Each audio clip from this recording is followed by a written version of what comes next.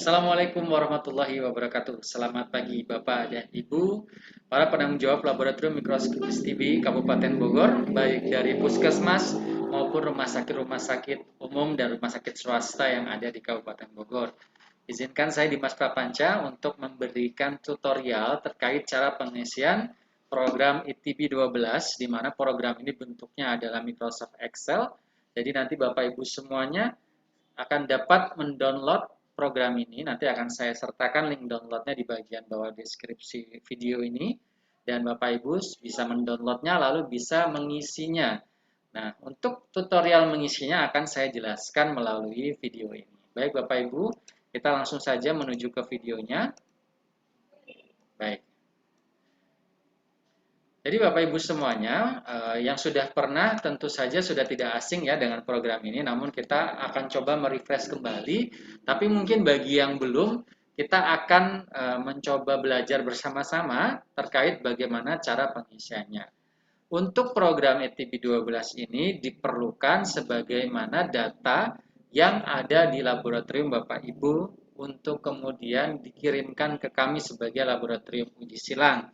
Jadi pengisian ETB 12 diasumsikan berdasarkan data yang ada di laboratorium Bapak Ibu masing-masing.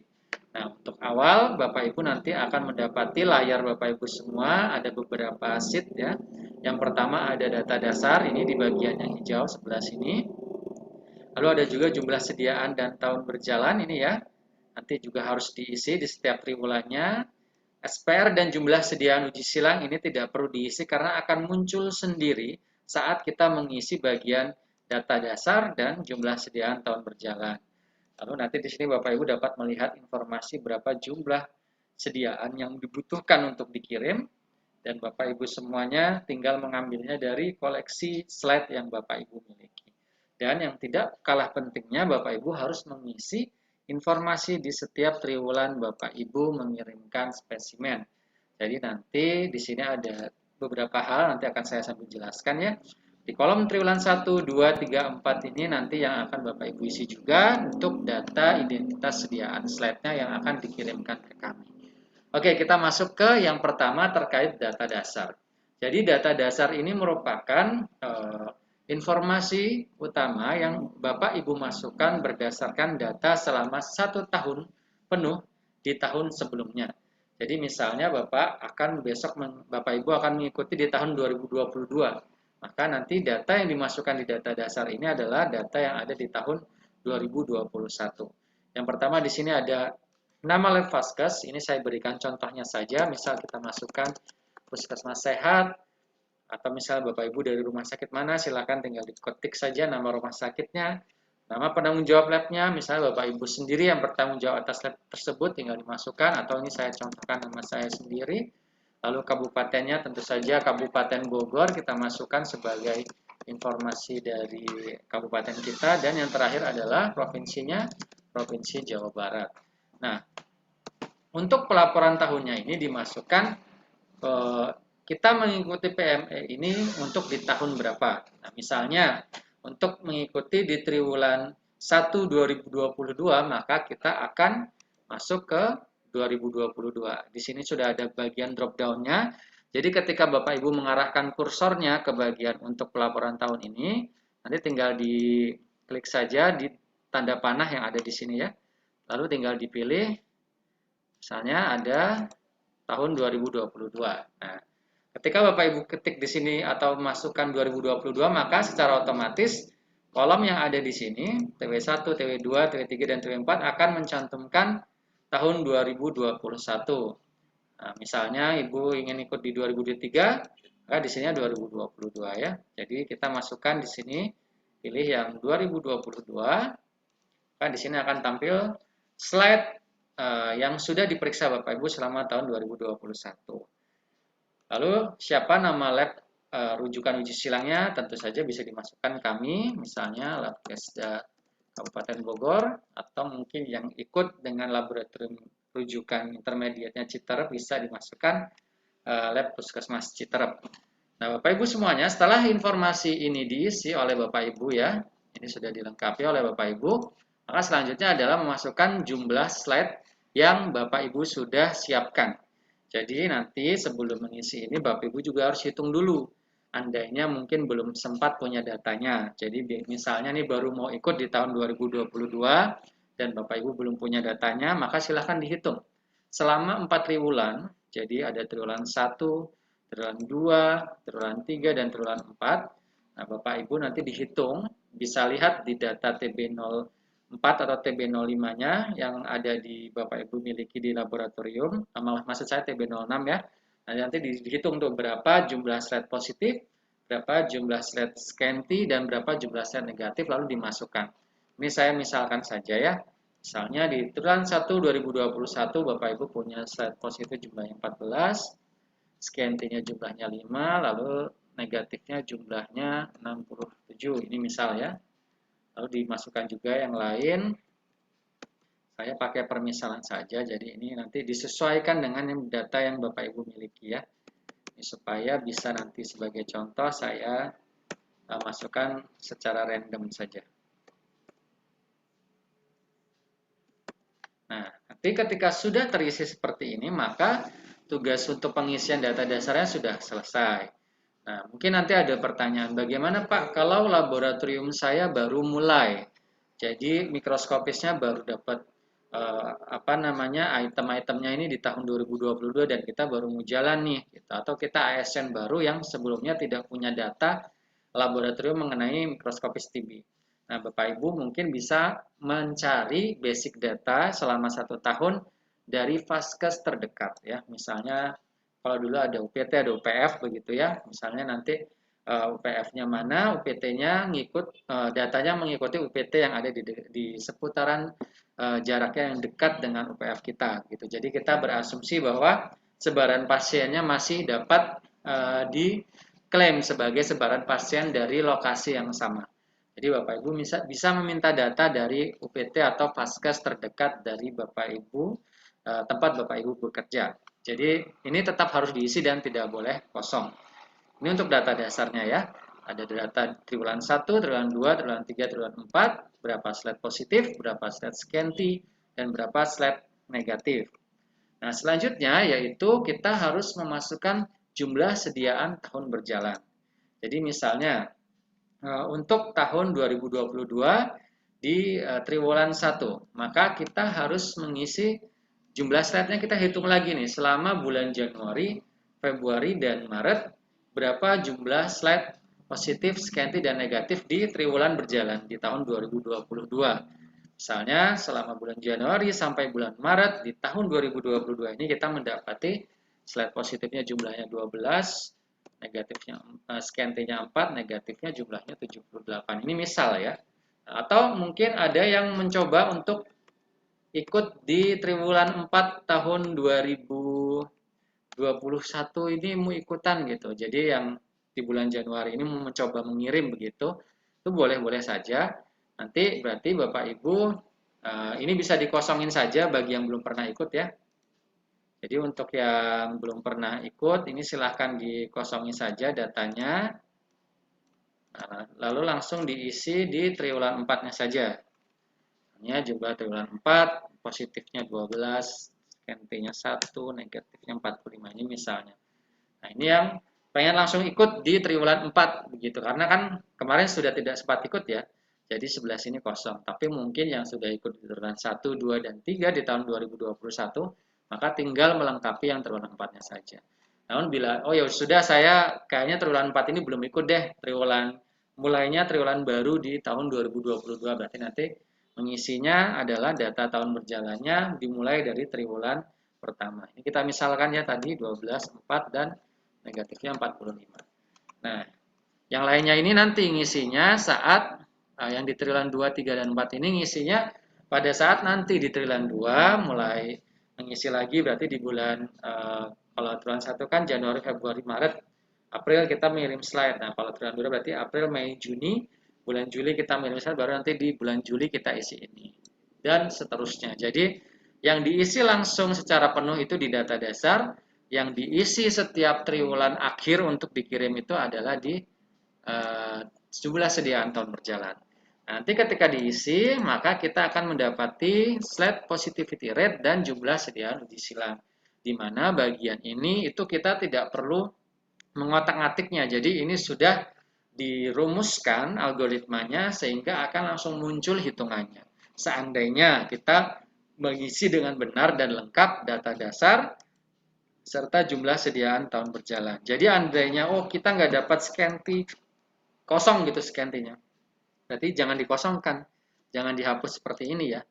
Karena nanti di sininya akan terganggu hitungannya. Jadi kita tetap masukkan angka 0 begitu.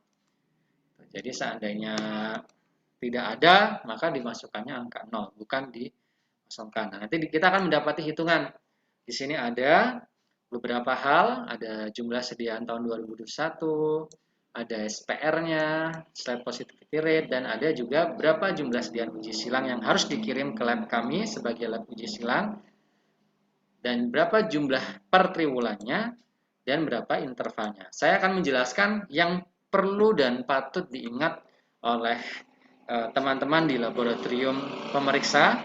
Cukup bagian ini saja. Yang pertama, jumlah sediaan per triwulan dan interval pengambilan sediaan uji silang.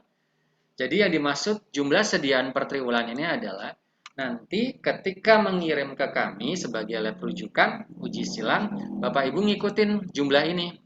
Jadi jumlah sediaan per triwulan ini nanti sudah disesuai dengan algoritma hitungannya, tinggal diikuti. Oh, berarti puskesmas saya, ini tadi ya, puskesmas sehat, di triwulan 1 dengan jumlah slide sekian, maka saya harus mengirimkan jumlah sediaan sebanyak 11 slide.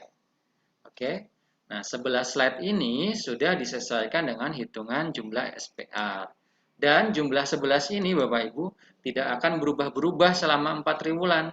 Jadi walaupun nanti data Bapak Ibu di sininya berubah-ubah, misalnya yang tadinya 12, 4, dan 45 kita dapatnya 11 slide. Lalu di bulan triwulan kedua kita dapatnya berbeda. Misalnya jumlah positivity rate-nya nanti akan berbeda.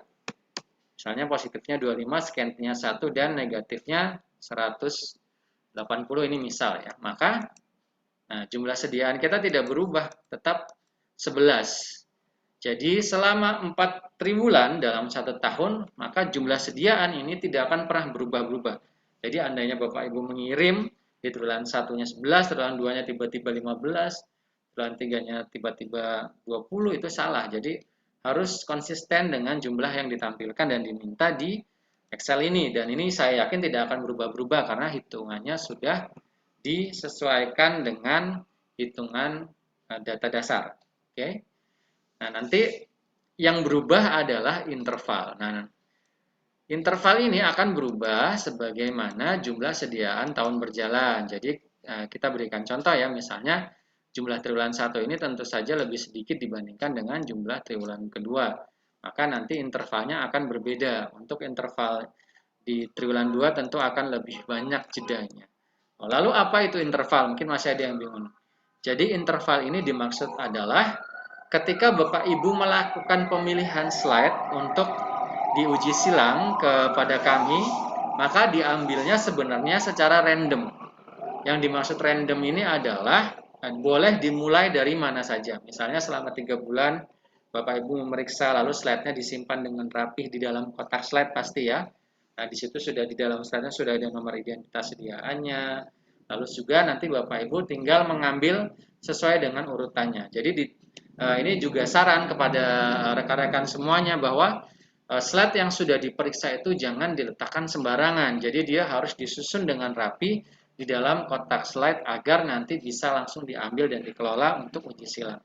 Nah, ini adalah rentangnya, interval itu rentang. Jadi misalnya Bapak Ibu diharuskan mengambil 11 slide dari seluruh slide yang ada di triwulan kedua tadi ya. Nah, berarti nanti jedanya adalah 19 kali. Jadi slide pertama diambil, lalu dihitung sebanyak 19 slide untuk dilewati, kemudian diambil slide kedua, dihitung 19 slide lagi untuk dilewati, diambil slide ketiga, seterusnya sampai keempat, kelima, keenam, sampai dapat 11 slide.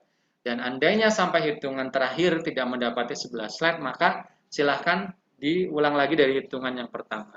Jadi yang dimaksud interval adalah demikian. Jadi interval itu jarak jeda yang dilompati untuk kemudian mengambil slide berikutnya.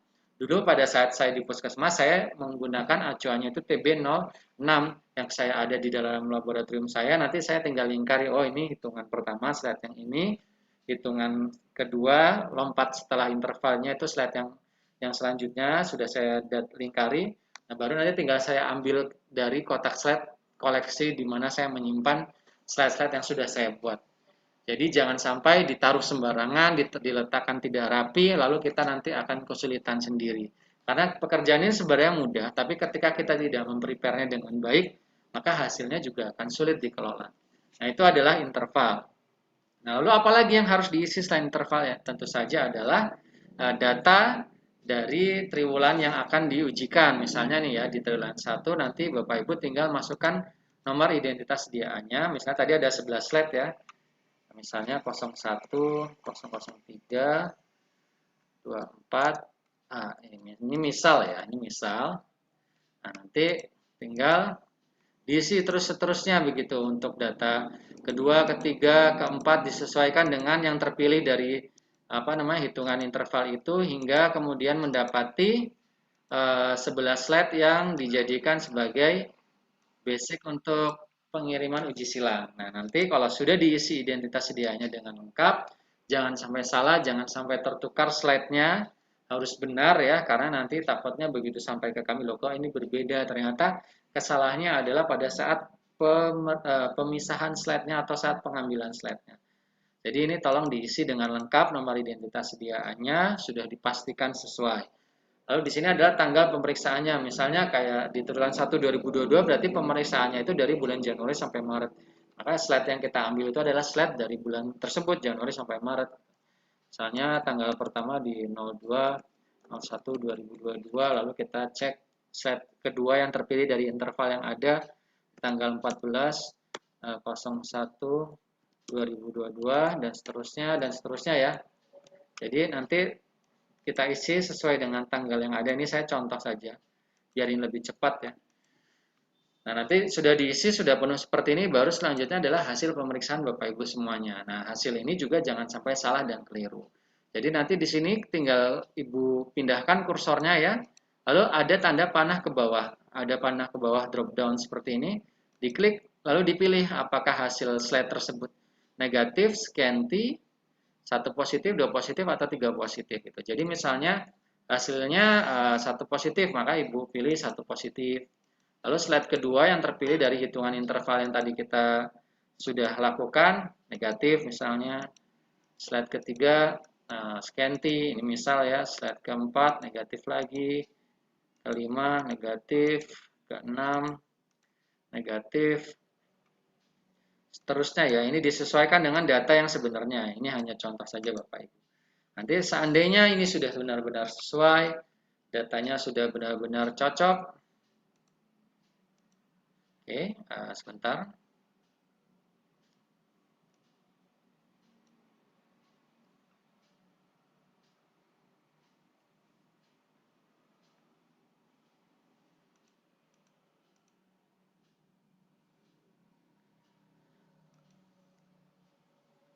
Nah, datanya sudah benar-benar cocok Bapak Ibu. Setelah itu tinggal menutup kolom ini ya. Jadi kolom ini kan harus ditutup dengan tujuan mendapatkan unsur blind checking ya atau pengujian secara buta. Jadi asumsinya kami sebagai laboratorium rujukan itu tidak mengetahui hasilnya apa sebelum benar-benar kami periksa. Maka caranya seperti ini. Jadi di sini ada kolom warna merah ini di kolom baris nomor 3 ini. Kita klik OK sesuai keterangannya ya yang ada di samping sini. Lalu kita enter. Nah, maka nanti akan tertutup bagian hasilnya. Setelah tertutup seperti ini, Bapak Ibu kunci supaya kami tidak bisa membukanya. Cara pengunciannya adalah dengan di bagian sheet 3 TB12 TW1 ini diklik kanan ya. Jadi di sini nanti juga demikian ya dengan triwulan 2, 3 dan 4 seterusnya. Nah, cuman karena ini kita berasumsi mengujikan TW1, maka klik kanan. Lalu setelah itu kita melakukan protect sheet ya. Jadi kita memproteknya. Nah, lalu di sini masukkan password yang Bapak Ibu mudah ingat atau password yang biasa Bapak Ibu pakai, begitu ya. Terus setelah itu diklik OK. Nanti di sini dia akan meminta lagi untuk mengulangi password yang sudah Bapak Ibu masukkan. Nah, klik OK lagi. Nah, dengan demikian nanti kami tidak akan mampu membuka ini. Contohnya nih ya, apabila saya klik delete di OK-nya, maka dia akan melakukan proses penolakan. Nah, Bapak Ibu semuanya, sebenarnya hanya begitu saja ya pengisian yang harus dilakukan. Dan selanjutnya setelah Bapak Ibu selesai mengisi ini semua, tinggal dikirimkan ke email yang akan nanti kami berikan juga di dalam link yang ada di deskripsi. Jadi dikirimkan soft copy-nya ini ke email kami, lalu setelah dikirimkan soft copy-nya, maka Bapak Ibu bisa mengirimkan slide-nya atau slide mikroskopiknya OJ Glass yang sudah ada sedianya itu dan sesuai dengan yang ada di soft copy ke laboratorium kami. Nanti alamatnya juga kami sertakan di link deskripsi yang ada di bawah. Boleh menggunakan jasa pengiriman ekspedisi begitu, atau Bapak Ibu bisa langsung mengantarkannya ke laboratorium kami dengan waktu kerja di hari Senin sampai Jumat dari mulai pukul 8 hingga pukul 3 sore. Baik Bapak Ibu, mungkin penjelasannya sampai di sini saja. Semoga bisa cukup mewakili dan seandainya mungkin Bapak Ibu yang ada yang kurang jelas bisa menanyakannya langsung di kolom komentar atau langsung melakukan WhatsApp di nomor saya secara langsung ya, secara japri ya, boleh juga. Terima kasih, saya akhiri penjelasannya. Assalamualaikum warahmatullahi wabarakatuh.